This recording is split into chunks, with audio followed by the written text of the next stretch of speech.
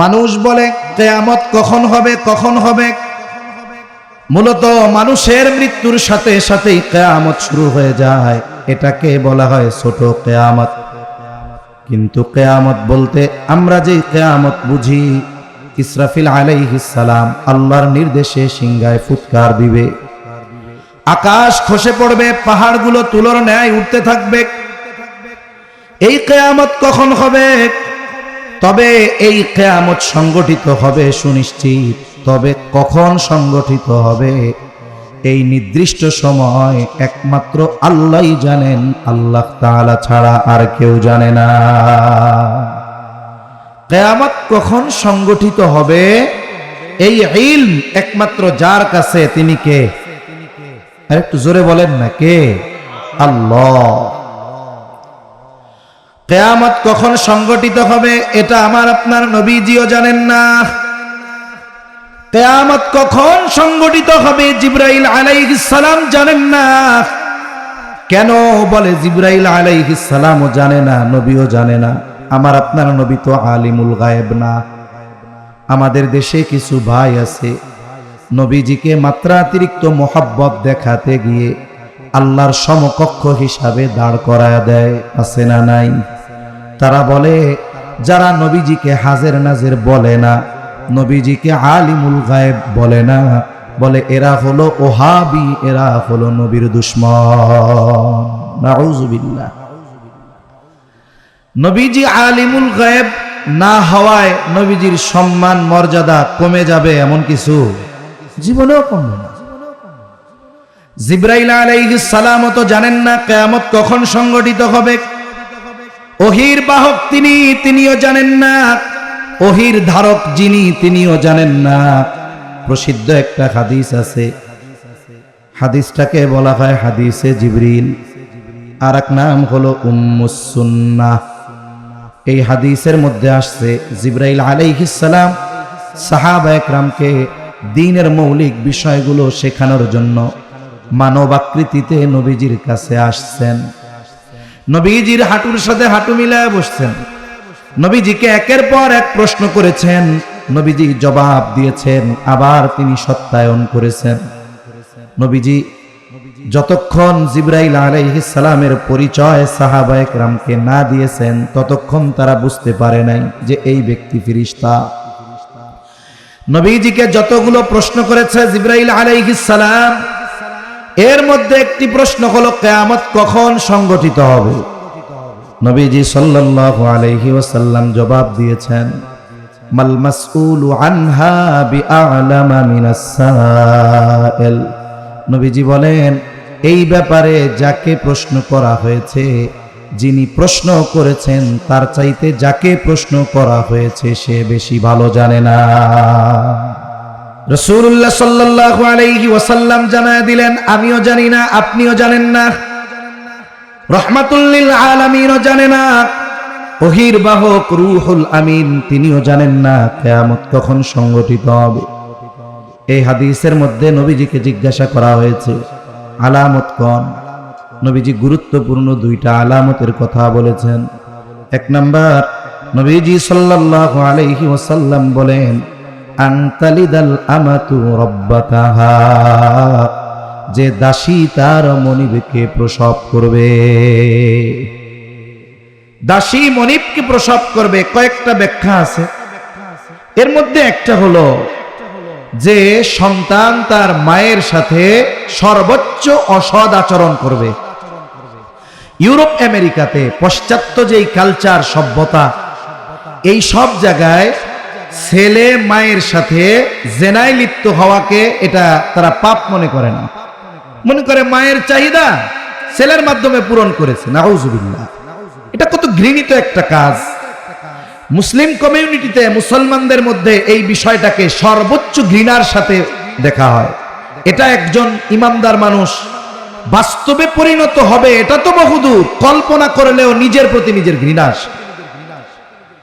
তবে মুসলমান সমাজের মধ্যে ওই জিনিসটা না থাকলেও আরেকটা জিনিস ব্যাপক, সময়ের সাথে সাথে এর ব্যাপকতা দিন যাচ্ছে, এটা বাড়তেছে। বলে মায়ের সাথে খারাপ আচরণ।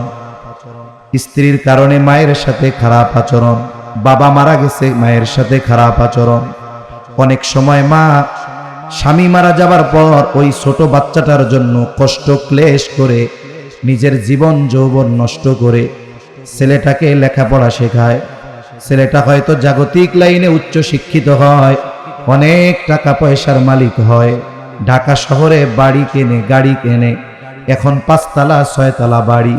দেখা যায় জীবনের একটা পর্যায়ে এসে ওই সন্তান যাকে সে জীবনের সব কিছু ত্যাগ করে বড় বানাইলো, ওই সন্তানের 5 তলা বাড়ির গাছতলায়ও মায়ের জায়গা হয় না। অনেক জায়গায় এমনও দেখছি গোয়াল ঘরের মধ্যে মাকে রেখে দিছে, মাকে বোঝা মনে হয়েছে, স্ত্রীদের কথায় ওই মাকে নিয়ে নির্জনে ফেলায় রাখছে। এরকম ঘটনা মুসলমান সমাজের মধ্যে ঘটে কি ঘটে না? এগুলো কিয়ামতের আলামত। বলে এই বিষয়গুলো যত বেশি সংগঠিত হবে, মনে রাখতে হবে কিয়ামত তত নিকটবর্তী হবে। এই হাদিসের অংশটা বলার উদ্দেশ্য হলো কিয়ামত কখন সংগঠিত হবে এটা নবীজিও জানেন না, জিবরাইল আলাইহিস সালামও জানেন না। তবে নবীজি সাল্লাল্লাহু আলাইহি ওয়াসাল্লাম আমাদেরকে অনেক আলামতের কথা জানায় দিয়েছেন। ছোট বড় অনেক আলামতের কথা নবী জানায় দিয়েছেন। ওই আলামত সম্পৃক্ত একটি হাদিসও আপনাদের খেদমতে পাঠ করেছি। আল্লাহ তাআলা বলেন, ইন্নাল্লাহা ইনদাহু ইলমুস সাআহ, নিশ্চয়ই আল্লাহ তাআলার নিকটেই কিয়ামতের জ্ঞান, কিয়ামতের ইলম। নবীজির কাছেও নাই, জিবরাইল আলাইহিস সালামের কাছেও নাই। তবে নবীজি যেই আলামতগুলো জানায় দিয়েছেন, যেই হাদিসটা পেশ করেছি, এর মধ্যে 1 নাম্বার নবীজি সাল্লাল্লাহু আলাইহি ওয়াসাল্লাম বলেন, লা তাকুমুস সাআতু হাত্তা ইউকবাদাল ইলম। নবীজি সাল্লাল্লাহু আলাইহি ওয়াসাল্লাম বলেন, ততক্ষণ পর্যন্ত কিয়ামত সংগঠিত হবে না যতক্ষণ না ইলম উঠায় নেওয়া হবে। যতক্ষণ না ইলম উঠায় নেওয়া হবে ততক্ষণ পর্যন্ত কিয়ামত সংগঠিত হবে না। তাহলে প্রথম বিষয় নবীজি কি জানায় দিলেন? বলে দুনিয়ায় যতদিন ইলম থাকবে, দুনিয়া থাকবে, কিয়ামত সংগঠিত হবে না। এখন আল্লাহ তো ইলম উঠায় নিবেন, কেমনে উঠায় নিবে? আমরা ছোটবেলায় গল্প শুনতাম যে কিয়ামতের আগে আল্লাহ কোরআন হাদিস সব উঠায় নিয়ে যাবে। কোরআন হাদিস সব উঠায় নিয়ে যাবে। কিভাবে উঠায় নিবে? ওই সময়ের গল্প শুনতাম, গল্প। কেমনে উঠায় নিবে? বলে একদিন ফজরের সময় ইমাম সাহেব ফজরের নামাজ পড়ানোর জন্য মসজিদে ঢুকবে। ইমাম সাহেব ইকামতের পরে তাকবীরে তাহরিমা আল্লাহু আকবার বলে হাত বাঁধবে, সানা পড়বে, আউযু বিল্লাহ বিসমিল্লাহ পড়বে। বলেন তো এরপরে কোন সূরা পড়বে? সেই সূরার নাম কি? সূরা ফাতিহা। কিন্তু অবস্থা এমন, ইমাম সাহেব পড়বে না, ঠায় দাঁড়িয়ে থাকবে। এখন ইমাম সাহেব যদি কোনো কিছু ভুল করে, কেরাতে যদি ভুল করে, নামাজে যদি ভুল করে, বসার কথা দাঁড়ায় যায়, দাঁড়ানোর কথা যদি বসে থাকে, বলেন তো পেছন থেকে ভুল সংশোধন করবে কে? সতর্ক করে দেয় যে ইমাম সাহেব ভুল কিন্তু হইতেছে, তাসবিহ পাঠ করার কথা আছে, সুবহানাল্লাহ বলবে, তবে আল্লাহু আকবারও বলা যাবে। কিন্তু সমস্যা হলো আমাদের সমাজে যখন কোনো আমল চলতে থাকে, আমলটা যদি সুন্নাহ বিহীন না হয়, যদি সুন্নাহ কোনো আমল শুরু করা হয়, অনেক সময় মানুষ ফিতনার মধ্যে পড়ে যায়। আমরা তো শুনে আসছি আল্লাহু আকবার বলে, এটা তো বলা যাবে, অসুবিধা নেই। তবে সুবহানাল্লাহ বলা এটাই হাদিসের আমল।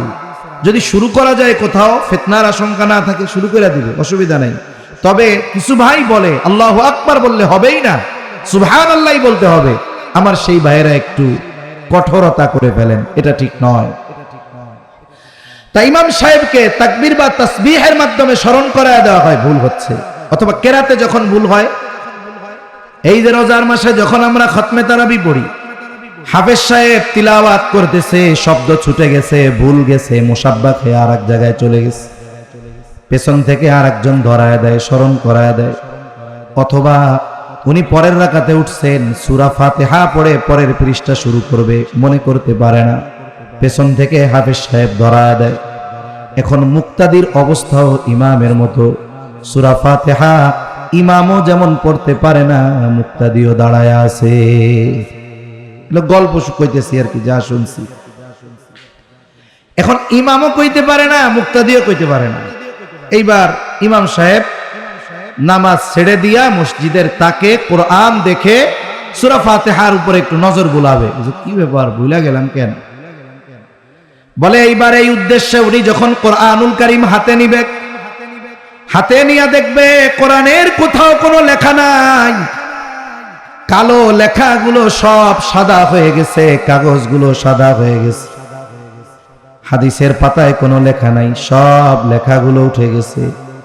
তার মানে আগে বলতো যে কোরআনুল কারীমের লেখা, হাদিসের লেখাগুলো আল্লাহ এক রাতে উঠায় নিয়ে যাবে, এইভাবে আল্লাহ ইলম উঠায় নিবে। কিন্তু নবীজি সাল্লাল্লাহু আলাইহি ওয়াসাল্লাম জানায় দেন, আল্লাহ তাআলা এইভাবে ইলম উঠায় নেবেন না। ইন্নাল্লাহা লা ইয়াকবিদুল ইলমা ইনতিজাআন ইয়ানতাজিউহু মিনান নাস। আল্লাহ তাআলা মানুষের অন্তর থেকে, আর এক জায়গায় আসছে মিনাল ইবাদ, তার বান্দার অন্তর থেকে আল্লাহ একত্রে ইলম উঠায় নেবেন না।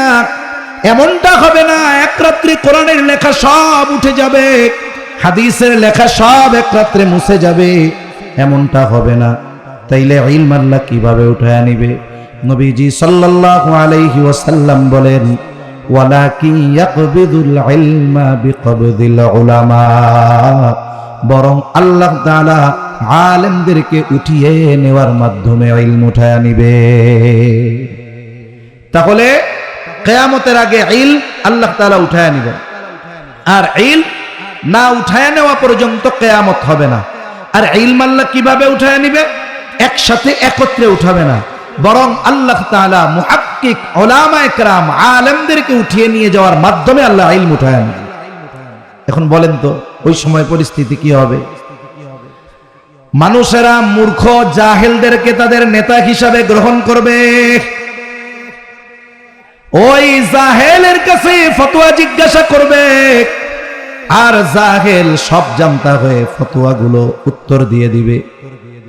আমাদের মুরব্বীদের দেখেছি, এখনো অনেক ওস্তাদ এমন আছেন 30 বছর ধরে একটা কিতাবই পড়ায়, এরপরেও যদি ক্লাসের আগে ওই কিতাব উনি নিজে একটু না পড়েন, তাইলে ক্লাসের মধ্যে গিয়ে পড়ায় না।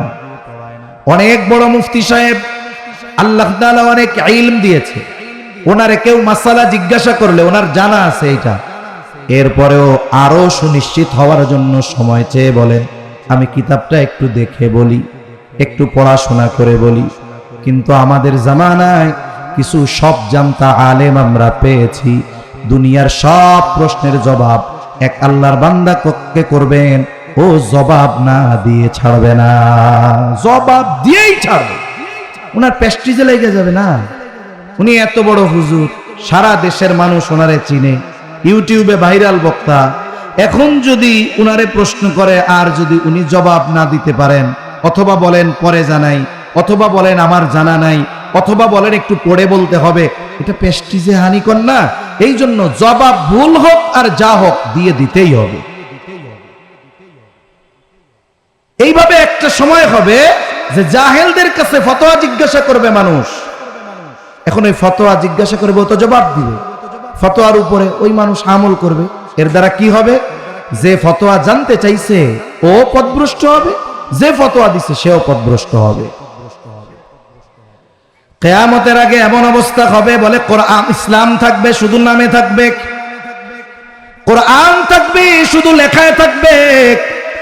আলী রাদিয়াল্লাহু তাআলা আনহু থেকে বর্ণিত হাদিস, নবীজি সাল্লাল্লাহু আলাইহি ওয়াসাল্লাম বলেন, ইউশিকু আন ইয়াতিয়া আলান নাসি জামান লা ইয়াবকা মিনাল ইসলাম ইল্লা ইসমুহু ওয়া লা ইয়াবকা মিনাল কুরআনি ইল্লা রাসমুহু। নবীজি সাল্লাল্লাহু আলাইহি ওয়াসাল্লাম বলেন, অচিরেই এমন এক জামানা আসবে, লা ইয়াবকা মিনাল ইসলাম ইল্লা ইসমুহু, ইসলাম শুধু নামে মাত্র বাকি থাকবে, ওয়ালা ইয়াবকা মিনাল কুরআন ইল্লা রাসমুহু, কোরআন শুধু লেখায় থাকবে, তার মানে মানুষ তার ধর্মীয় পরিচয় দিবে ইসলাম, কিন্তু তার ব্যক্তিগত জীবন থেকে নিয়ে রাষ্ট্রীয় জীবন পর্যন্ত ইসলাম খুঁজে পাওয়া যাবে না। নামে থাকবে ইসলাম কিন্তু কাজে ইসলাম থাকবে না। আমাদের ব্যক্তিগত জীবনে না আছে পূর্ণাঙ্গ ইসলাম, অর্থনৈতিক জীবনে না আছে পূর্ণাঙ্গ ইসলাম, সামাজিক জীবনে না আছে পূর্ণাঙ্গ ইসলাম, পারিবারিক জীবনে না আছে পূর্ণাঙ্গ ইসলাম, অর্থনৈতিক জীবনে না আছে পূর্ণাঙ্গ ইসলাম, রাষ্ট্রীয়ভাবে না আছে পূর্ণাঙ্গ ইসলাম। কোথাও পূর্ণাঙ্গ ইসলাম নাই। শুধু আমরা নিজেদের মুসলিম হিসাবে পরিচয় দেই, কেউ জিজ্ঞাসা করলে বলি যে আমার দ্বীন ইসলাম, কিন্তু ইসলাম আমার মধ্যে কতটুকু আছে এটা জাস্টিফাই করা দরকার। যার যতটুকু সামর্থ্য আল্লাহ দিয়েছেন, কিয়ামতের দিন ওই সামর্থ্যের ব্যাপারে আল্লাহ তাকে জিজ্ঞাসা করবে। যেমন এক হাদিসের মধ্যে আসছে, অন্যায় দেখলে কে কোন ভাবে অন্যায়ের প্রতিরোধ করবে। সবার ক্ষেত্রে এক সিস্টেম না। রাসূলুল্লাহ সাল্লাল্লাহু আলাইহি ওয়াসাল্লাম বলেন, মান রাআ মিনকুম মুনকারান ফালইউগাইরহু বিয়াদিহি ফাইন লাম তাসতাতি' ফাবিলিসানিহি ফাইন লাম তাসতাতি' ফাবিকলবিহি ওয়া যালিকা আযআফুল ঈমান। যখন কোনো অন্যায় সংগঠিত হবে এমন দৃশ্য আমার আপনার সামনে পড়বে, যখন কেউ অন্যায় ঘটতে দেখবে, পাপাচার দেখবে, আল্লাহ তাআলা তাকে ক্ষমতা দিয়েছে, পাওয়ার দিয়েছে, তার দায়িত্ব কি?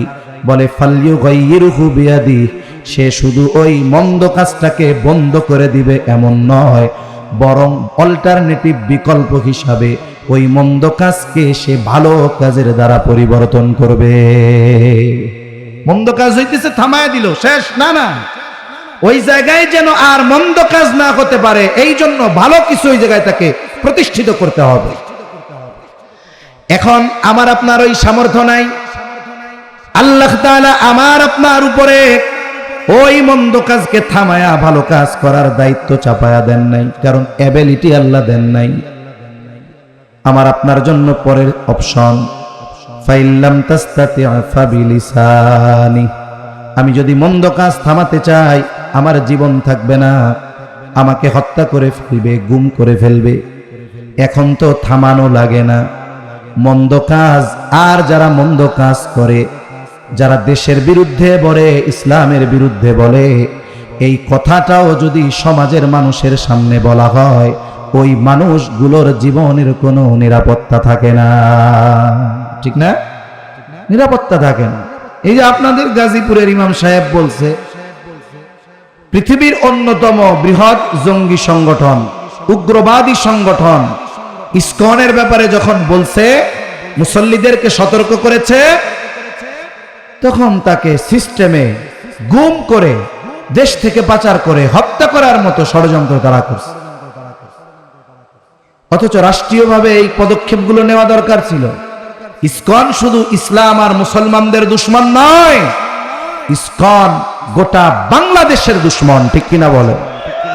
তারা এই বাংলাদেশে বসে স্বাধীন বাংলাদেশে বসে অখণ্ড ভারতের পরিকল্পনা করে। তার মানে আমাদের সার্বভৌমত্বের উপরে তারা আঘাত করে। এর চাইতে দেশদ্রোহী হওয়ার জন্য আর কোনো অপরাধের প্রয়োজন থাকে না। একটা সংগঠন নিষিদ্ধ হওয়ার জন্য এর চাইতে বড় আর কিছুর প্রয়োজন হয় না। অথচ আফসোস, এ ব্যাপারে আমাদের দায়িত্বশীল যারা আছেন, রাষ্ট্রের সর্বোচ্চ পর্যায় থেকে নিয়ে একেবারে নিম্ন পর্যন্ত সবাই অবহেলার মধ্যে আছেন। সবাই সিস্টেমে থাকে কেমনে হুজুরদের পেটানো যায়, কেমনে হুজুরদের সাইজ করা যায়, সবার চিন্তাধারা এরকম। এখন আমরা সতর্ক করি, আমাদের জীবনের নিরাপত্তা নাই, কোন সময় কারে গুম করে ফেলে, খুন করে ফেলে তার ঠিক নাই। যারা এদেশের আদালতে গিয়ে একজন আইনজীবীকে প্রকাশ্য দিবালোকে প্রকাশ্য ধারালো অস্ত্র দিয়ে নৃশংসভাবে হত্যা করতে পারে, এই সংগঠনে যারা আছে অথবা এই সংগঠনকে জঙ্গি সংগঠন, নিষিদ্ধ সংগঠন ঘোষণা করতে সরকারের বাধা কোথায়, এটা আমাদের বুঝে আসে না, এটা আমাদের বুঝে আসে না। এজন্য সম্মানিত উপস্থিতি, আমাদের বিরোধিতা, আমরা বলি ইতিহাস, হাজার বছরের ইতিহাস, মুসলিম এবং হিন্দুরা শান্তিপূর্ণ সহ অবস্থানে শতাব্দীর পর শতাব্দী পার করেছে। আর এই ইসকন কতশো বছর আগে? বলে 100 বছর হয় নাই, 1966 সালে ইসকন প্রতিষ্ঠিত হয়েছে। হিন্দু ধর্মের এক মডারেট আধুনিক ভার্সন। কারণ দেখেন না, এই জামানায় সাহাবায়ে কেরাম, তাবেঈন, তাবে তাবেঈনদের ইসলাম ইয়াং জেনারেশন সহজে মানতে চায় না। এরা চায় মডারেট মুসলমান, শয়তানও খুশি থাকবে, আল্লাহও খুশি থাকবে, তারা এরকম ইসলাম চায়। তা হিন্দু ধর্মের একটা শাখা এই ইসকন, যারা আধুনিক এক ধর্মমত নিয়ে আসছে। হিন্দু ধর্মের মানুষেরা যেই দেবদেবীর পুজো করে, ওরা তাদের উপাসনা করে না, ওরা শ্রীকৃষ্ণকে তাদের ভগবান হিসাবে বলে। এবং বাংলাদেশে শত শত ঘটনা এরকম আছে, ইসকন যারা, এরা সনাতনী হিন্দুদের মন্দির জমি দখল করে ওইখানে তারা তাদের স্থাপনা করে তুলছে। এরকম ঘটনা হাজারো আছে। অনলাইনে দেখেন, সার্চ দেন, এক হিন্দুর বক্তব্য শুনতেছি, সে বলতেছে আমরা হিন্দু মুসলিম ভাই ভাই, আমরা শান্তিপূর্ণ সহ অবস্থানে বিশ্বাসী, একসাথে থাকি, একে অপরের সাথে দ্বন্দ্ব নাই। বলে আমাদের উভয়ের শত্রু হলো ইসকন। মনে রাখতে হবে, এটার মূল গোড়া হলো ইসরায়েল। এটার মূল গোড়া কোথায়? ইসরায়েল। এটার প্রতিষ্ঠাতা যে কোন কোন তথ্য বলে সে মোসাদের এজেন্ট। এজন্য এই দেশে অনাকাঙ্ক্ষিত ঘটনা, নাশকতামূলক ঘটনা এবং বাংলাদেশের ইমেজ, ওলামা একরামের ইমেজ, ইসলামের ইমেজকে ক্ষুণ্ণ করার জন্য আন্তর্জাতিকভাবে এদের ষড়যন্ত্র চলতেছে। এজন্য এই দেশকে যারা ভালোবাসে, মুসলিম হোক আর অমুসলিম হোক, সকলকে ইসকনের ব্যাপারে সর্বোচ্চ সতর্ক থাকতে হবে। এটা একজন দেশপ্রেমিক মানুষের যেমন করণীয়, এটা ইমানদার ব্যক্তির যেমন করণীয়, একজন দেশপ্রেমিক মানুষের ওই ব্যাপারে সর্বোচ্চ সতর্ক থাকা দরকার। এক কথা থেকে অনেক দূর চলে গেলাম, যে বাধা যে দিবেন, আপনার তো জীবনের নিশ্চয়তা নাই, আপনার উপরে এটা চাপায় দেওয়া হয়নি। আপনি কি করেন? জবান দিয়ে এই ক্ষতির কথা বলেন, এই পাপের বিরুদ্ধে বলেন, এটার ক্ষতির কথা আপনি তুলে ধরেন।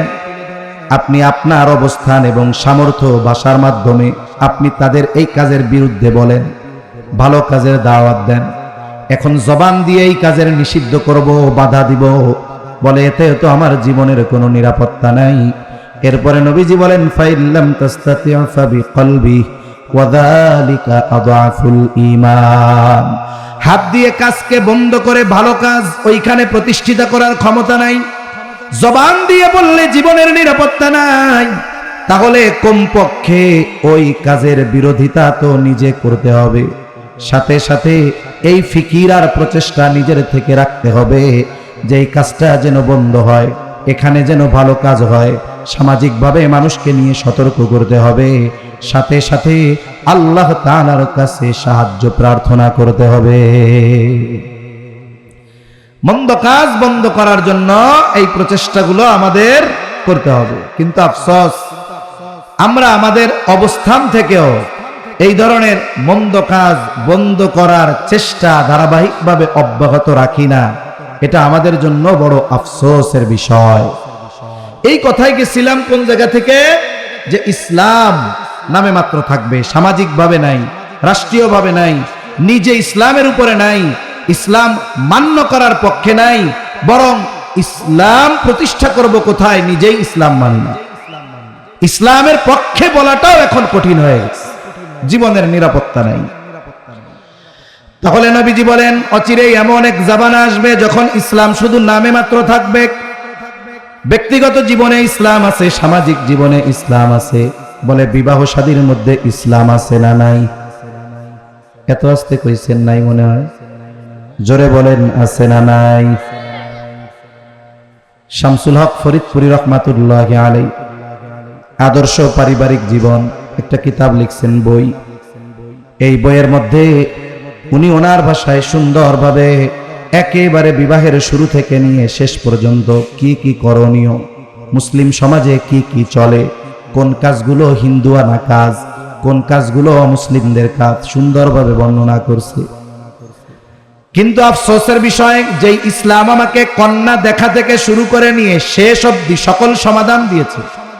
বলে একটা বিবাহের মধ্যে ইসলাম থাকে মুসলমানদের, বলে তার 2 মিনিট। কয় মিনিট থাকে জোরে গণ? 2 মিনিট ইসলাম থাকে। কোন 2 মিনিট? বলে মেয়ে দেখা থেকে নিয়ে শুরু করে কোথাও ইসলাম নাই। 2 মিনিট যেই ইসলাম থাকে সেটা হলো ইমাম সাহেবকে ডাক দিয়া বিয়াটা পড়াইয়া খুতবা দিয়া দোয়া করাইয়া এবার হুজুরে কয় হুজুর আপনি চলে যান, এই পরিবেশ আপনার না, ঠিক না? শেষ। তাইলে গোটা প্যাকেজের মধ্যে ইসলাম হলো 2 মিনিট, অথচ আদর্শ সন্তান পাওয়া, আদর্শ পরিবার গঠনের, আদর্শ দেশ গঠনের অন্যতম ভূমিকা রাখে একটা বিবাহ। এটাই যদি দিনহীন হয় তাহলে আগামী প্রজন্ম দিনের উপরে থাকবে কেন? যদি অবস্থা এমন হয় তাহলে কেন অমুসলিমদের সাথে মুসলমান ঘরের মেয়েরা ফাঁদে পড়ে প্রেমের সম্পর্কে জড়িয়ে ধর্ষিতা কেন হবে? আমাদের সমাজে ইসলাম নাই, পরিবারে ইসলাম নাই, নিজেও মানে না, অধীনস্থদেরকেও ইসলামের উপরে চলার ব্যাপারে কোনো গুরুত্ব দেয় না। সবার শুধু ক্যারিয়ার, যে তুমি কত বড় হতে পারবা, তোমার রেজাল্ট কি হলো, কোন স্কুলে ভর্তি হতে পারলা, এগুলোই আমাদের জীবনের মূল এক মিশন হয়ে গেছে। অথচ আখিরাতে সফলতার জন্য ইসলামের উপরে প্রতিষ্ঠিত হওয়ার দরকার ছিল, সে ব্যাপারে আমাদের কিছু চিন্তাও নেই। এটা আফসোসের ব্যাপার। তাহলে নবীজি বলেন ইসলাম এটা নামে মাত্র থাকবে, কোরআন এটা শুধু লেখায় থাকবে। একটা সময় আমরাও ছোটবেলা দেখেছি কোরআনের পাতাগুলো ঝকঝকে ছিল না, লেখাগুলো ঝকঝকে ছিল না, নিউজ প্রিন্ট পাতায় থাকতো কোরআন লেখা, মানুষ পড়তো। কিন্তু সময়ের সাথে সাথে বাইন্ডিং কত সুন্দর, পেজগুলো কত সুন্দর, বলে 4 কালারের লেখা, ওয়াজিব গুন্না হলে 1 কালার, একফা গুন্না হইলে আরেক কালার, পাতাগুলো এত সুন্দর, ওয়াটারপ্রুফ, পানিতে ভিজলেও কিছু হয় না। বলে কোরআনের সৌন্দর্য বাড়ছে, ফ্রন্টের সৌন্দর্য বাড়ছে, বাইন্ডিং এর সৌন্দর্য বেড়েছে, কিন্তু কোরআন আমল তো বহুদূর, সময়ের সাথে সাথে তিলাওয়াত আরো কমেছে। কোরআনের উপরে আমল এটা এক পাশে থাক, কোরআন তিলাওয়াত যে হয়তো একটা সময় ঘরে ঘরে, এটাও এখন নাই। আগে গ্রাম অঞ্চলে ছোটবেলায় প্রত্যেক জায়গায় আজান হইতো আর মহিলারা ঘুম থেকে উঠে যাইত। যাদের বাহির বাড়ি ঝাড়ু দেওয়ার দরকার হতো, বলে আজানের পর পর ঝাড়ু দিয়া দিত, পুরুষদেরকে ডাক দিত, তারা মসজিদে চলে যাইত। এইবার মহিলারা নামাজ পড়ে কোরআন তিলাওয়াত করতো, পুরুষেরা নামাজ পড়ে এসে একটু চাটা খেয়ে পুরুষের জন্য নাস্তা তৈরি করতো, চা খেয়ে দীর্ঘ সময় কোরআন তিলাওয়াত করতো। ফজরের পরে গ্রামের প্রত্যেকটা বাড়ির পাশ দিয়ে হাঁটলে কোরআন তিলাওয়াতের গুনগুন আওয়াজ আসতো। শুদ্ধ পড়ুক আর অশুদ্ধ পড়ুক সেটা পরের কথা, কিন্তু তিলাওয়াতের আওয়াজ পাওয়া যাইত। এখন কোরআনের বাইন্ডিং সুন্দর, লেখা ছাপা ঝকঝকে, কিন্তু কোরআনের তিলাওয়াত আছে? একটু জোরে বলেন না, আছে? কোরআনের তিলাওয়াত নাই। আমল তো সেটা বহু পরে, তিলাওয়াত নাই। আবার অনেক তিলাওয়াত আছে, থাকলেও বলে রুহানিয়াত নাই। রাসূলুল্লাহ সাল্লাল্লাহু আলাইহি ওয়াসাল্লাম জানায় দেন, শেষ জামানায় মানুষ তীরের মতো সোজা তিলাওয়াত করবে। হায়রে, এক একটা হরফ মশক করার জন্য দিন পার করায়া দেয়। আয়না নিয়ে দেখে এই পাশে কেমনে গেল, বদ ঠিক মতো ওই জিব্বার গোড়া উপরের মাড়ির সাথে লাগলো কিনা, দিনভর একটার পিছনে দৌড়ায়। এত সুন্দর করে তিলাওয়াত করবে, অথচ এই মানুষগুলো জাহান্নামী হবে। সেজন্য আগের যারা ছিলেন, এখনো অনেক বুজুর্গ আছে, দেখেন মসজিদে নামাজ পড়ায় তিলাওয়াত করে, আমার আপনার মনে হবে যে গ্রামের পড়া, এখনকার জামানার ডিজিটাল আধুনিক তিলাওয়াত না। কিন্তু ওনার ওই ভাঙ্গা ভাঙ্গা গলায় বেসুরো পড়াটা কানে মজা লাগে না, কিন্তু হৃদয় পর্যন্ত পৌঁছায়া যায়, ঠিক কিনা বলেন? আর এখনের তিলাওয়াত গুলো কানে খুব মজা লাগে, কিন্তু ওই কান দিয়ে, কর্ণকুহর দিয়ে হৃদয় পর্যন্ত পৌঁছাইতে পারে না। তা মূল যা কথা বলবো তার থেকে অনেক দূর চলে যাইতেছি, সব আল্লাহর ইচ্ছা। নবীজি সাল্লাল্লাহু আলাইহি ওয়াসাল্লাম বলেন, লা তাকুমুস সাআতু হাত্তা ইউকবাদাল ইলম, ততক্ষণ পর্যন্ত কিয়ামত সংগঠিত হবে না যতক্ষণ না ইলম উঠায় নেওয়া হবে, না নেওয়া হবে। নবীজি জানায় দেন, আল্লাহ তাআলা তার বান্দার থেকে, মানুষদের থেকে একত্রে ইলম উঠায় নেন না, ওয়ালাকিন ইয়াকবিদুল ইলমা বিকবদিল উলামা, বরং আল্লাহ আলেমদেরকে উঠিয়ে নেওয়ার মাধ্যমে ইলম উঠায় নেয়। তাহলে আলেম যতদিন দুনিয়ায় থাকবে, কিয়ামত তত দূরে থাকবে। আর মুহাক্কিক যেই সমস্ত আলেম দুনিয়ায় থাকার কারণে কিয়ামত দূরে থাকবে, ওই সমস্ত আলেম এই ধরনের প্রতিষ্ঠানগুলা থেকেই বের হয়, ঠিক কিনা বলেন? এজন্য মাদ্রাসাগুলো আমাদের কল্যাণকামী। এই মাদ্রাসার জন্য, ওলামা একরামের জন্য আমাদের থেকে কিয়ামত দূরে আছে। মাদ্রাসা থাকবে না, ওলামা একরাম থাকবে না, মুহাক্কিক হাক্কানি ওলামা একরাম থাকবে না, কিয়ামত তত নিকটবর্তী হবে। এজন্য মাদ্রাসাগুলোর প্রতি নজর রাখা, সাথে সাথে ওলামা একরামের সাথে সম্পর্ক ভালো রাখা, নিজের ঘরে কমপক্ষে একটা সন্তান হলেও মাদ্রাসায় দিয়ে হাক্কানি আলেম বানানোর মেহনত করা। শুধু সন্তানগুলারে টাকা পয়সা কামানোর মাধ্যম মনে করলে হবে না। আমাদের দেশে কিছু মানুষ আছে, এরা মনে করে সন্তান হলো জীবন চক্রের একটা অংশ।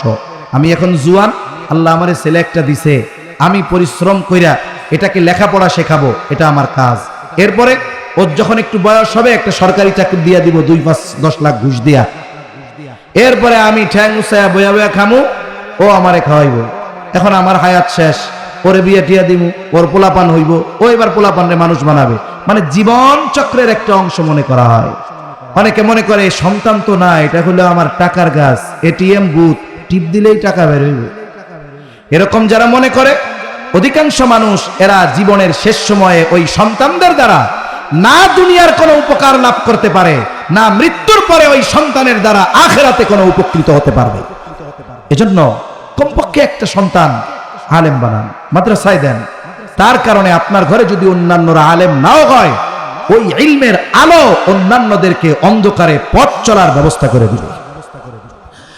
2 নম্বর, নবীজি সাল্লাল্লাহু আলাইহি ওয়াসাল্লাম বলেন, ওয়াতাকসুরাজ জালাজিলু, কিয়ামতের আগে ঝলঝলা বেড়ে যাবে। কিয়ামতের আগে ঝলঝলা বাড়বে, ভূমিকম্প বাড়বে অন্যান্য সময়ের তুলনায়। এই 21 শতাব্দীতে ঝলঝলা বেশি, ভূমিকম্প বেশি। এখন ভূমিকম্প কেন হয়? ভূমিকম্প হওয়ার কিছু জাগতিক কারণ আছে। বলে যারা ভূতাত্ত্বিক এরা গবেষণা করে বলে ভূমিকম্প হওয়ার কারণ হলো টেকটনিক প্লেটের নড়াচড়া। আমরা পৃথিবীর উপরিভাগে বসবাস করি, আমাদের পৃথিবীর ভেতরে ওইখানে খনিজ পদার্থ আছে, অনেক কিছু আছে, আগ্নেয়গিরি আছে, আর অনেক কিছু আছে ভেতরে। আমরা উপরিভাগে বসবাস করি।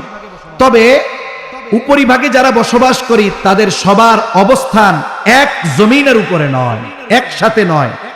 জমিন ভাঙা ভাঙা আছে। কেমনে বুঝাই? মনে করেন এটা পৃথিবীর উপরিভাগ, এই অংশটা এশিয়া মহাদেশ, এই অংশটা মনে করেন আফ্রিকা অথবা ইউরোপ মহাদেশ। এখন এই অঞ্চলে যারা আছে তারা একটা প্লেটের উপরে আছে, এই অঞ্চলে যারা আছে এরা আর একটা প্লেটে আছে। কথার কথা বোঝানোর জন্য মনে করেন এটা এশিয়া আর এটা হলো আফ্রিকা অথবা এটা ইউরোপ। বিজ্ঞান বলে যে টেকটনিক প্লেট সব সময় নড়াচড়া করে, সব সময় চলে। এখন এই চলার গতি কত?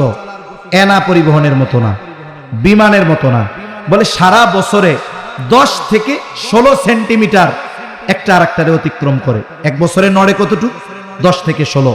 কোন ব্যক্তি যদি ঘড়ির কাঁটায় মিনিটের কাঁটার দিকে তাকায় থাকে, ও একটুও নড়তে দেখবে না। ওর মনে হবে যে এই কাঁটা জায়গায় আছে, অথচ ঘুরা চলে আসবে 1 ঘন্টা পরে। যদি ঘন্টার কাঁটার দিকে তাকায়, নড়াচড়া চোখে বাঁধবে না। এই ঘন্টার কাঁটার নড়ার যে গতি, তার চাইতে কত কত গুণ কম গতিতে এক একটা প্লেট নড়াচড়া করে। এখন ভূমিকম্প এই কারণে সব সময় পৃথিবীতে ভূমিকম্প হতে থাকে, তবে মাত্রা কম, টের পাওয়া যায় না এই নড়াচড়ার কারণে। এখন কত হয়? মনে করেন 3 হয়, 3.5 হয় নড়াচড়ার কারণে। এখন গতি যদি কোনো সময় সর্বোচ্চ বছরে 16 সেন্টিমিটার থেকে 32 সেন্টিমিটারে গতি বেড়ে যায়, 16 সেন্টিমিটার নড়াচড়া করে বছরে, তাতে যদি 4 মাত্রার ভূমিকম্প হয়, 3.5 মাত্রার ভূমিকম্প হয়, তাহলে 32 সেন্টিমিটার যদি গতি বাড়ে, তাহলে মাত্রা কয় গুণ হবে? দ্বিগুণ। এই জন্য 7 মাত্রা 7.5 মাত্রার ভূমিকম্প যখন হয়, পৃথিবীর উন্নত দেশের বড় বড় স্থাপনাগুলো মুহূর্তের মধ্যে গুড়িয়ে পড়ে, মুহূর্তের মধ্যে গুড়িয়ে পড়ে। কিছুদিন আগে হয়েছে তুরস্কে, আফগানিস্তানে, থাইল্যান্ড, মায়ানমার সীমান্তে। এটার একটা উৎপত্তি স্থল থাকে যে ওই জায়গার প্লেটের থেকে এই জন্য হয়েছে। এটা তো জাগতিক কারণ, কিন্তু ইমানদার এই জাগতিক এই বিপর্যয়, এই মুসিবতকে শুধু জাগতিক কারণ দ্বারা বিশ্লেষণ করে না, বরং এই ধরনের বিপর্যয় মুসিবতকে একজন ইমানদার কোরআন সুন্নাহর দৃষ্টি দিয়ে জাস্টিফাই করে। এটা এখন কেন হয়? এই যে বেশি ভূমিকম্প কেন হয়? এক নম্বর জাগতিক কারণ পাইলাম। আল্লাহ তাআলা কোরআনুল কারীমের মধ্যে বলেন, যাহারাল ফাসাদু ফিল বাররি ওয়াল বাহরি বিমা কাসাবাত আইদিন নাস। আল্লাহ তাআলা বলেন, জল স্থলে যত রকমের বিপর্যয় এগুলো সব মানুষের হাতের কামাই। ভূমিকম্প, আইলা লাইলা, সিডর, অতিবৃষ্টি, অনাবৃষ্টি, অতি খরা, এগুলো সব আমাদের হাতের কামাই। তার মানে এগুলো হয় পাপের কারণে। আল্লাহ তাআলা আমাদের পাপের কারণে সাময়িক কিছু শাস্তি আমাদের দেন, তবে আল্লাহ তাআলা এই শাস্তি দিয়ে আমাদেরকে সমূলে ধ্বংস করে দিতে চান না। আমাদের এই বদ আমলের কারণে আল্লাহ তাআলা কিছু শাস্তি দিয়ে মূলত আমাদেরকে আমাদের মূল গন্তব্যের কথা স্মরণ করায় দেয়। অনেক সময় মাদ্রাসায় হোক, স্কুলে হোক বা বাসায় হোক, কারো সন্তান অথবা ছাত্র যদি উল্টাপাল্টা করে, বলেন তো বাবা ওস্তাদ ওই ছাত্র অথবা সন্তানকে শাস্তি দেয় কি দেয় না? মাইল লাগায়, অনেক সময় ধমক দেয়, প্রয়োজনে একটু মায়েরও দেয়। ওই সময় তো সন্তান অথবা ছাত্র মনে করে, দেখছো আমারে মারলো, মনে মনে হয়তো দুই চারটে বকাও দিয়া দেয়, ঠিক না? কিন্তু বলেন তো ওস্তাদ যে তার ছাত্রকে একটু শাসন করলো, মায়ের দিল, পিতা যে তার সন্তানকে একটু শাসন করলো, মায়ের দিল, এটা কি ছাত্র আর সন্তানের খারাপের জন্য নাকি? ভাই সাউন্ড আর একটু বাড়ান, এই ভাইজান ভেতরের আওয়াজটা বাড়ান। এই যে শাস্তি দিল, এটা কি তার খারাপের জন্য দিছে না ভালোর জন্য?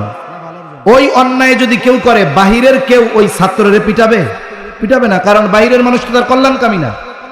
এক বাবার সন্তান অপরাধ করছে, বাহিরের মানুষ তাকে শাস্তি দিবে না কেন? বলে ওই লোক তো কল্যাণকামী না, তার বাবা কল্যাণকামী, এজন্য একটু শাস্তি দিছে। কেন? বলে ওই মন্দ কাজ যেন সে আর না করে। আল্লাহ তাআলা মূলত শাস্তি দিয়ে আমাদেরকে শেষ করে দিতে চান না।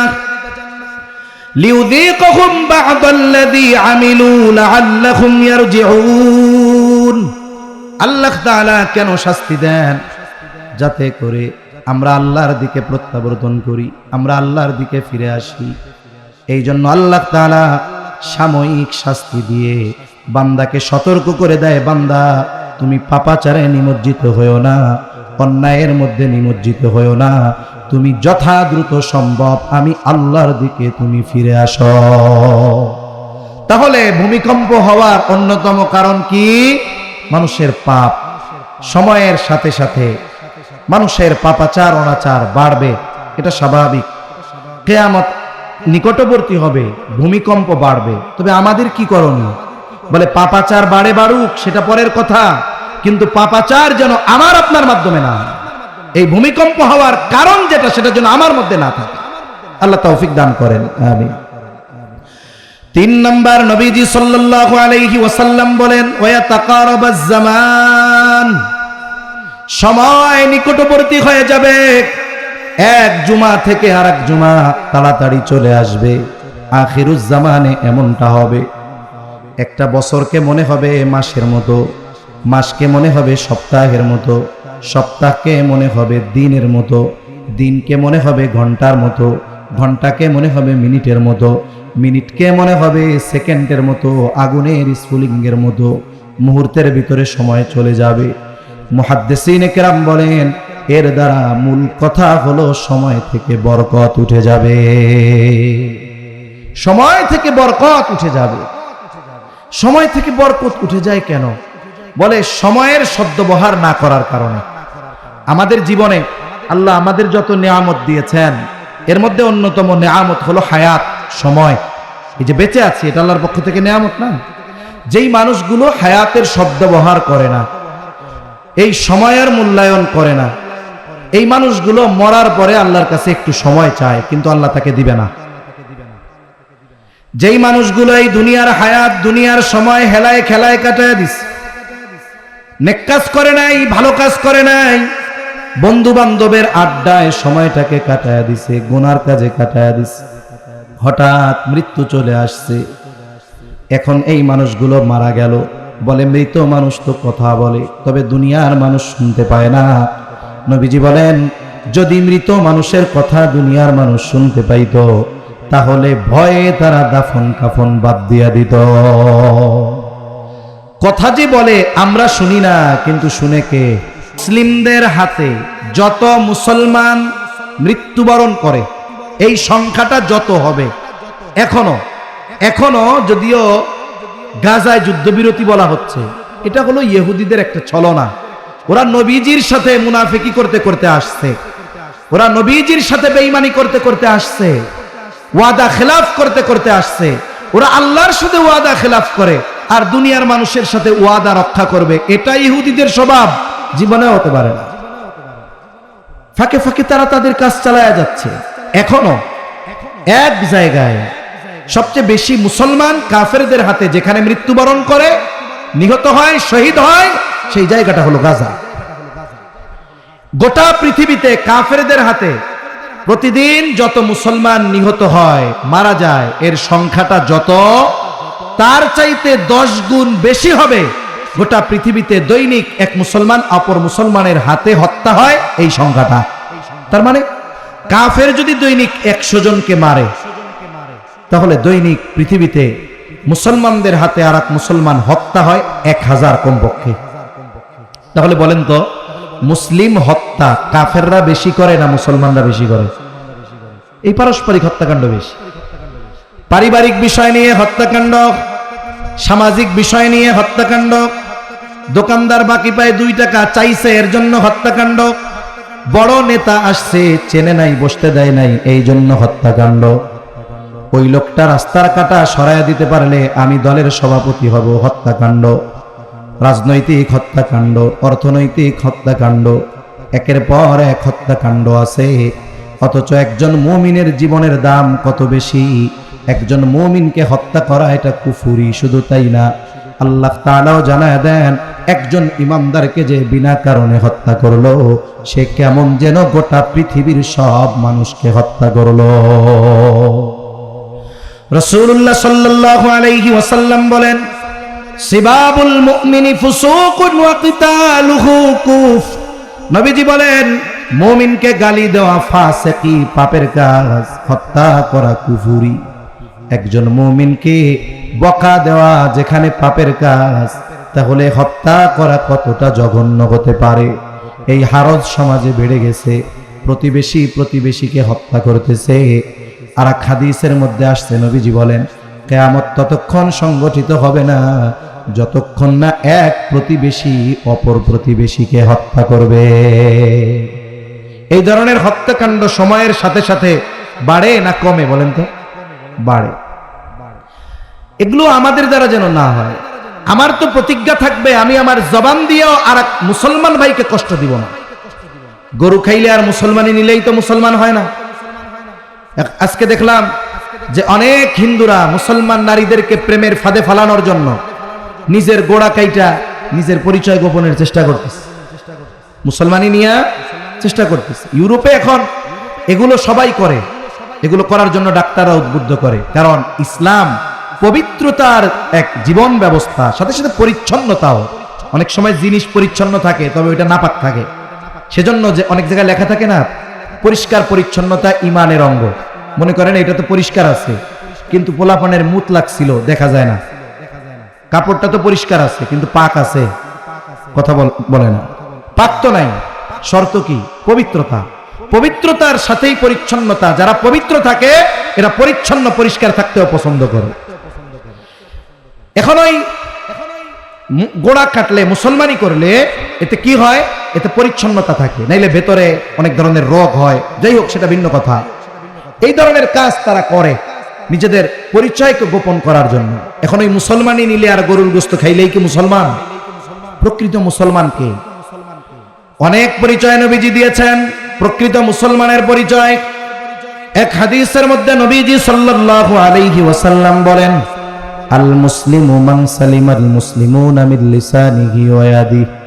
নবীজি বলেন প্রকৃত মুসলমান হলো সে যার জবান এবং হাতের অনিষ্ট থেকে অপর মুসলমান নিরাপদ থাকে। এখন আমি এক মুসলিমরে গালি দেই, হোক সে আমার বিপক্ষ দলের লোক, তার সাথে আমার মতাদর্শের ভিন্নতা থাকতে পারে, আমার দল আর তার দল এক না হতে পারে, আমার গোত্র আর তার গোত্র এক না হতে পারে, কিন্তু সে মুসলিম, সে ইমানদার, তার ব্যাপারে আমাকে সচেষ্ট থাকতে হবে। আমি তার সমালোচনা কোনো বিষয়ের যদি করতেও যাই, খবরদার বকা দেওয়া যাবে, এটা মুসলমানের পরিচয় নয়। এজন্য নবীজি বলেন, প্রকৃত মুসলমান হলো সে যার জবান এবং হাতের অনিষ্ট থেকে অপর মুসলমান নিরাপদ থাকে। আমি জবান দিয়ে গালি দিব, আমি জবান দিয়ে গীবত করব, আমি জবান দিয়ে অপবাদ দিব, মুসলমান ভাইয়ের ব্যাপারে মিথ্যা আরোপ করব, আর আমি তাহাজ্জুদ পড়ে মুসলমান হতে চাইব, এটা সম্ভব নয়। এজন্য আরেক মুসলমান যেন আঘাত তো বহুদূর, অন্যায়ভাবে আমার কথার দ্বারাও কোনো যেন একজন মুসলিম ভাই কষ্ট না পায়।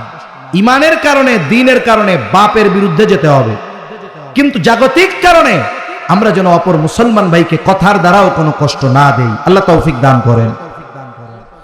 তাহলে কিয়ামতের আগে পারস্পরিক হত্যাকাণ্ড বেড়ে যাবে। 6 নম্বর, নবীজি সাল্লাল্লাহু আলাইহি ওয়াসাল্লাম বলেন, মানুষের সম্পদ এত পরিমাণ বেড়ে যাবে, সম্পদ উপচিয়ে পড়বে, সম্পদ এত বেশি মুসলমানদের হবে যে মানুষ দান সাদকা করার জন্য কোনো মানুষ খুঁজে পাবে না। মুহাদ্দিসিনে কেরাম বলেন, এই পরিস্থিতি হবে ঈসা আলাইহিস সালামের জামানায়। দাজ্জালকে হত্যা করবার পর ইসলাম পৃথিবীর আনাচে কানাচে পৌঁছিয়ে যাবে, সারা পৃথিবীতে একটা মানুষ বাকি থাকবে না যে সে মুসলিম নয়। ওই সময় আল্লাহ তাআলা সর্বোচ্চ পরিমাণ বরকত দান করবে, মানুষেরা সম্পদশালী হয়ে যাবে।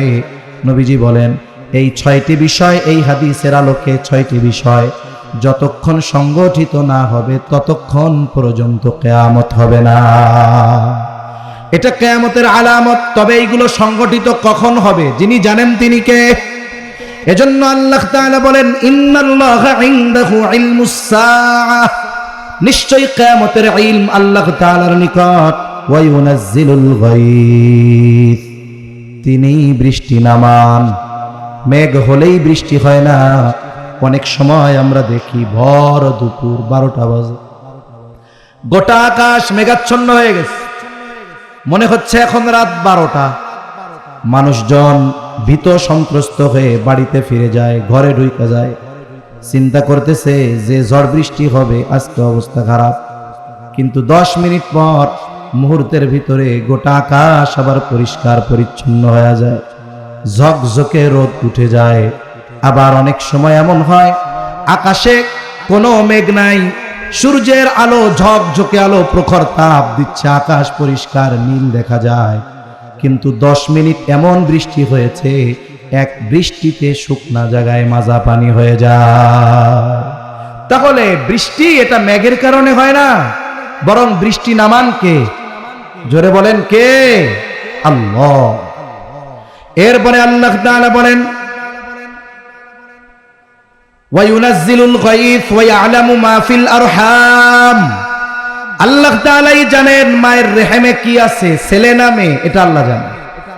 অনেকে বলতে পারে, হুজুর কয় কি, আমার নাতি দুনিয়ায় আসার আগেই তো জানছি এটা পোলা, আপনি আবার কি কইলেন? বলে, হ্যাঁ। আপনি জানতে পারছেন কখন? বলে, আপনার নাতিকে আল্লাহ তাআলা যখন তার মায়ের গর্ভে একটা স্ট্রাকচার, একটা আকৃতি দিয়েছে, এমনটা তো হয় নাই একবারে পোলা হইয়া পেটের মধ্যে ঢুকছে, এমন কিছু। প্রথমে পিতামাতার মিশ্রিত পানির একটু অংশ, যেটাকে দেখতে হলে মাইক্রোস্কোপ লাগবে, এক ফোঁটা স্পার্মের মধ্যে, বীর্যের মধ্যে কোটি কোটি শুক্রাণু থাকে। এই কোটি কোটি শুক্রাণু থেকে একটা অংশ মায়ের রেহেমে পৌঁছেছে। ওটা কত ক্ষুদ্র, বলে আমাদের চোখ দিয়ে দেখা সম্ভব নয়।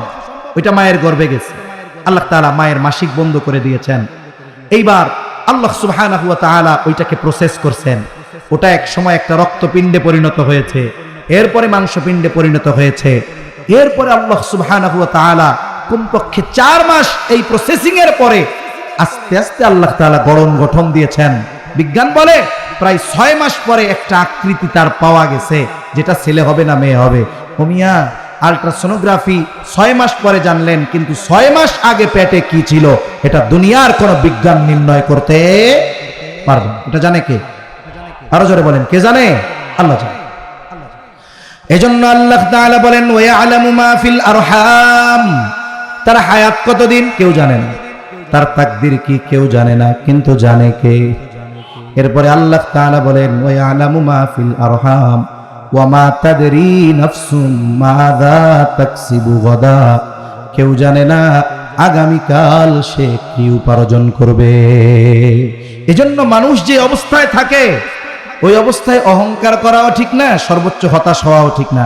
যার আছে সে অহংকার করে, যার নাই সে সর্বোচ্চ হতাশ হয়।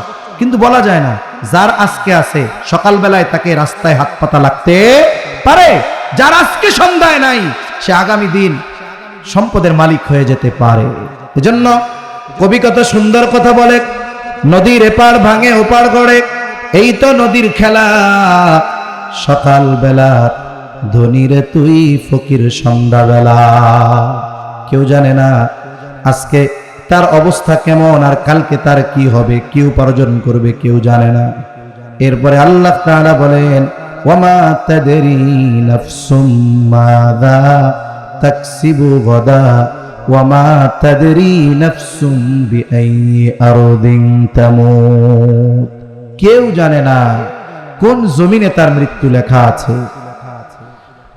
হাদিসের মধ্যে আসছে যেখানে যার মৃত্যু লেখা থাকে ওই জায়গায় যদি তার কোনো প্রয়োজন নাও থাকে, আল্লাহ তাআলা প্রয়োজন সৃষ্টি করে তাকে ওই জায়গায় নিয়ে যায়। কতজন প্রবাসে যায়, মরার জন্য তো যায় না, যায় ইনকাম করতে, কিন্তু ওই দেশে তার মৃত্যু লেখা আছে। গেছিল টাকা ইনকাম করতে, আসে কফিনে বক্স বন্দি হয়ে। এজন্য আমিও আপনিও জানি না যে কোন জায়গায় আমার মৃত্যু আছে। এখান থেকে বাসায় যেতে পারবো কিনা এর কোনো নিশ্চয়তা নাই, এখান থেকে আমি আগামী দিনের সূর্যোদয় দেখতে পারবো কিনা কোনো নিশ্চয়তা নাই। এজন্য আমাদের সদা সর্বদা, যেহেতু মৃত্যুর সময় সুনিশ্চিত তবে আমাদের অজানা, স্থান নির্দিষ্ট তবে আমাদের অজানা, এজন্য আমাদের উচিত সব সময় মৃত্যুর সামান, মৃত্যুর প্রস্তুতি সাথে রাখা। ওই যে যাদের শ্বাস প্রশ্বাসের সমস্যা আছে দেখবেন সাথে ইনহেলার রাখে, তাই না? ইনহেলার রাখে কেন? যে শ্বাস প্রশ্বাসের কষ্ট উঠলেই স্প্রে করে কষ্ট দূর করবে, সে সদা সর্বদা ওইটা তার জন্য জরুরি মনে করে, প্রস্তুত থাকে যে অসুস্থতা আসলেই আমাকে ওটা স্প্রে করে সুস্থ হতে হবে। অনুরূপভাবে আমাকে আপনাকেও পরকালের পথে পাড়ি জমাতে হবে, এজন্য সদা সর্বদা আমাকে আপনাকে প্রস্তুত থাকতে হবে। বলা যায় না আমি বাজার করতে বেরিয়েছি, ওটাই ওই বাজারই আমার মৃত্যুর জায়গা হতে পারে। আমি সফরে বেরিয়েছি, ওটাই আমার মৃত্যুর জায়গা হতে পারে। এজন্য সর্বদা প্রস্তুত থাকা। এই যে গায়েব সম্পৃক্ত 5টি বিষয়, আল্লাহ তাআলা এগুলোকে অপর এক আয়াতে মাফাতিহুল গায়েব বলে অভিহিত করেছেন, গায়েবের চাবি সমূহ। মুফাসসিরিনে কেরাম বলেন পৃথিবীতে যত গায়েব সম্পৃক্ত বিষয় আছে সবগুলো কোনো না কোনো ভাবে এই 5টি বিষয়ের সাথে সম্পৃক্ত। আর আমরা যে ঈমান এনেছি, আল্লাহ আমাদের পরিচয় দিতে গিয়ে সর্বপ্রথম গায়েবের উপরে ঈমান আনার কথা বলেছেন, আল্লাযীনা ইউমিনুনা বিল গায়েব। এজন্য অদৃশ্য জগতের যত বিষয় আল্লাহ এবং তার রাসূল জানিয়েছেন এগুলোর উপরে আমরা দৃঢ় বিশ্বাসী হব, কোন ইনশাআল্লাহ।